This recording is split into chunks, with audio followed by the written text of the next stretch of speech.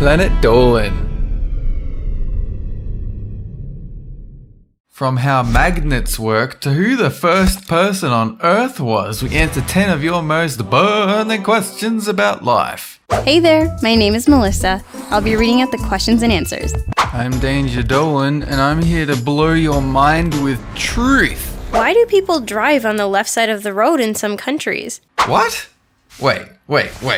Does that mean people drive on the right side of the road where you live? Where's that? Backwardsville? Upside down town? Reverse world? How about you learn to drive properly, you clown? This comes from when mounted swordsmen would ride down the road, wanting to keep their sword arm ready. But in the 1700s, farmers hauling their goods found it easier to sit on the left to watch the wagon wheels of other passing carts. So they rode on the right. Right side drivers. What? Why are you looking at me like that? How long did it take to build the Great Wall of China? 1 day. You know that old saying about how Rome wasn't built in a day? That's because they didn't have the Chinese work ethic. Also, China have giant worker robots, so that helps too. There were actually several different walls built in different time periods, but the Ming Wall is often what people mean when they talk about the Great Wall. It was constructed by the Ming Dynasty, and they spent around 200 years to build the 6,000 kilometers, about 3.7 thousand miles of wall. How do magnets work? Christ, man, I don't know. Look at this. How do you explain this? Even Einstein took one look at this nonsense and just noped right out of there. Nobody has time to deal with this. My brain hurts just being near them. Generally speaking, magnets have one end that is positively charged, the North Pole, and one end that is negatively charged, the South Pole. The magnetic field makes it want to flow from positive to negative, so when one end gets near another magnet, they line up and attract one another, pulling the two magnets together. Well, if you can figure that out, can you help us with this, Melissa? Just take the stickers off and put all the colors on the same side. Wow. Albert, would you mind passing her your Nobel Prize? How does fire form? There exist light switches that turn fire on and off. Only a few people know about these though, and the rest of the population believe rubbing sticks together produces fire. Sticks! Fire is a chemical reaction between oxygen and some kind of fuel. All it takes is some heat to get things going. Some wood sitting out in the sunlight won't burst into flames, but if you were to intensify the light with a magnifying glass, eventually the wood would catch fire. Whoop. Hey! What in the world? Whoop, whoop, whoop. How was Wi-Fi made? Gabe Newell invented this when he couldn't be bothered plugging an Ethernet cable into his computer to go on the internet. So he created a box filled with magnetic waves that use radiation to make the internet fly through the air, so you can use it on your laptop without cables. The only downside are the inoperable tumors we get, but hey, that's what hats are for. Wireless Local Area Network, more commonly called Wi-Fi, was originally developed by Norman Abramson at the University of Hawaii. The network, ALOHA Net, was up and running by 1971 using low-cost ham radios and included 7 computers on 4 islands. Melissa, the internet's not working. Can you fill the modem with magnets again? Dolan, I've already explained this to you.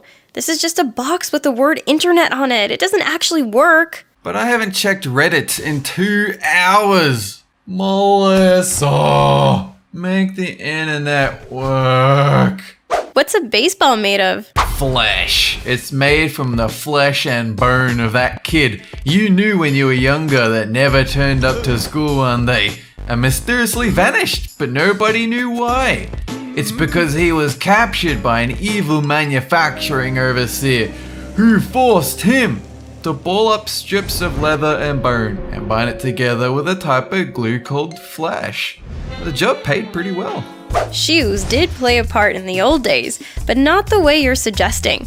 Early baseballs were made of the rubber from melted shoes and wrapped in yarn and leather. Today, the core of official baseballs is made of cork, since it can outlast the old rubber cores. Why is radiation so complex and interesting? People misjudge radiation all the time. They think it's a harmful wave of energy designed to melt your face, but you just don't understand its raw intellect and angst. Maybe if you got to know it better, you'd see through its poisonous haze and discover the beating heart within. Radiation lives matter. People are exposed to radiation from many things. Cell phones, bananas, and even other people. Most of these are so low level that you're not harmed by it. But larger doses, like from medical x-rays and even overexposure from the sun, can be extremely harmful. You just don't understand it. It's beyond you. It thinks. It feels on a whole different level. That's right, radiation. Come to me. Join with me. Why are coffin lids nailed down? The truth is that zombies have been real all this time, but people realized about 100 years ago that if you nail down the coffin lids, that keeps them locked up. For a while, anyway. The most common answer is to help prevent theft of the personal belongings of the dead. Looters would steal not only the jewelry or clothes of the dead, but even steal the bodies for doctors or other nefarious reasons. Sealing the coffin is also to keep the body from decaying too much, though that's not what always happens. How does time work? There's an old man who lives in Switzerland that people call Father Time. He usually just fixes clocks, but there's one very special grandfather clock in his living room that he has to wind every single week. If it stops, so does time. Hellbent! No! No! No! Time is simply a period or interval. So by its very definition, it's not something that works, but it's just a measurement, like a liter or a mile. The way people see time is a progression of cycles, one day to the next. If you were to go to Mars, for example, time would seem to be a bit slower. Who was the first person on Earth?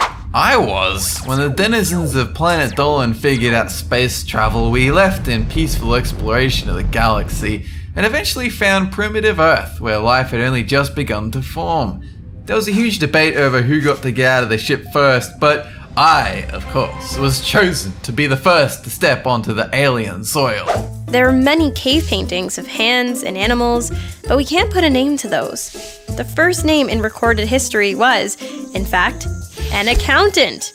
Written on a 5,000-year-old tablet found in modern-day Iraq was a receipt for a business transaction, signed by a man called Kushim. What was that? I think it was a butterfly or something. It's fine. I'm sure nothing bad will happen because of that, though.